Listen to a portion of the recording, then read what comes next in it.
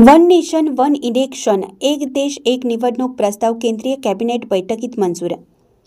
एक देश एक निवडणूक हा प्रस्ताव केंद्रीय कॅबिनेट बैठकीमध्ये मंजूर झाला आहे। केंद्रीय गृहमंत्री अमित शाह यांनी मंगळवारीच याबाबत विधान केलं होतं। बुधवारी हा प्रस्ताव मंजूर झाला आहे। त्यामुळे हा कायदा कधीपासून लागू होईल याकडे देशाचं लक्ष लागलं आहे। 2019 मध्ये देशात दुसऱ्यांदा भाजपची सत्ता आल्यानंतर एक देश एक निवडणूक यावर चर्चा करण्यासाठी देशातील विविध राजकीय पक्षांच्या नेत्यांना भाजपने बोलावलं होतं। यावेळी काँग्रेस, तृणमूल, बहुजन समाज पार्टी, समाजवादी पार्टी या पक्षांनी जाणं टाळलं होतं, तर आम आदमी पार्टी, तेलुगू देसम पक्ष, भारत राष्ट्र समिती या पक्षांनी बैठकीला हजेरी लावली होती। एक देश एक निवडणूक यासंबंधीचा कायदा पारित करण्यापूर्वी केंद्र सरकारने देशाचे माजी राष्ट्रपती रामनाथ कोविंद यांच्या अध्यक्षतेखाली एक समिती स्थापन केली होती।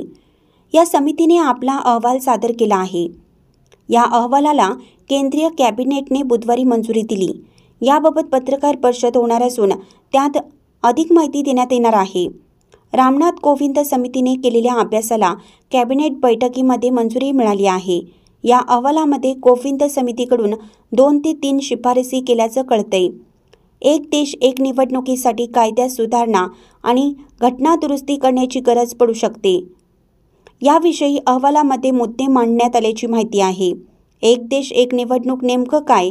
एक देश एक निवडणूक याचा सरळ अर्थ देशात लोकसभा आणि विधानसभेच्या निवडणुका एकाच वेळेस घेणं असा आहे। नागरिकांना या दोन्ही निवडणुकांसाठी एकाच वेळी मतदान करता येईल। सध्या देशात विधानसभा आणि लोकसभेच्या निवडणुका वेगवेगळ्या वेळी दर 5 वर्षांनी घेतल्या जातात। एक देश एक निवडणूक यासाठी आतापर्यंत 3 समिती स्थापन करण्यात आलेल्या आहेत। रामनाथ कोविंद यांच्या अध्यक्षतेखाली 4थी समिती स्थापन करण्यात आली असून समिती 15 दिवसात आपला रिपोर्ट सादर करेल। याबाबत प्रश्न आहे। कोविंद यांच्याकडून सातत्याने पाठपुरावा वन नेशन वन इलेक्शनची संभाव्यता पडताळून पाहण्याची जबाबदारी केंद्र सरकारने माजी राष्ट्रपती रामनाथ कोविंद यांच्यावर सोपवली होती।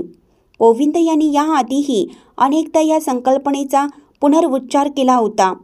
संसदेच्या संयुक्त अधिवेशनात 29 जानेवारी 2018 बोलताना कोविंद यांनी सातत्याने सुरू केलेल्या निवडणुकीबाबत चिंता व्यक्त केली होती। याचा अर्थव्यवस्था आणि विकासावर देखील विपरीत परिणाम होत असल्याचे त्यांनी म्हटलं होतं। 23 जुलै 2022 रोजी कोविंद हे राष्ट्रपती पदावरून पायउतार झाले होते। यावेळी सर्व पक्षीयांसाठी आयोजित केलेल्या स्नेहभोजनावेळी त्यांनी याबाबत अहवाल केले होते।